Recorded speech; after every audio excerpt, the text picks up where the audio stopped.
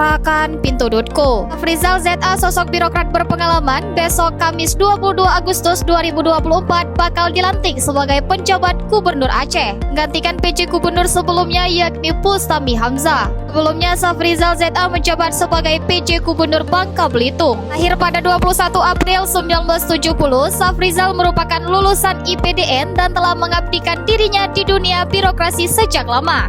Karirnya dimulai sebagai lurah di kota Lok Semawe pada tahun 1994 dan sejak itu ia terus menunjukkan dedikasi dan kemampuan dalam mengelola pemerintahan. Safrizal juga ikut dalam tim pemekaran Kabupaten Biren dan pernah menduduki posisi Kasubag Tata Pemerintahan dan Otonomi Daerah di Biren pada tahun 2000. Pada tahun 2001 ia pindah ke Jakarta dan memulai karir di Kementerian Dalam Negeri sebagai Kepala Seksi Aceh dan DKI Jakarta. Rizal mencakup SMA Negeri 3 Banda Aceh, Sekolah Tinggi Pemerintahan Dalam Negeri Jatinangor, Institut Ilmu Pemerintahan Jakarta dan IPDN.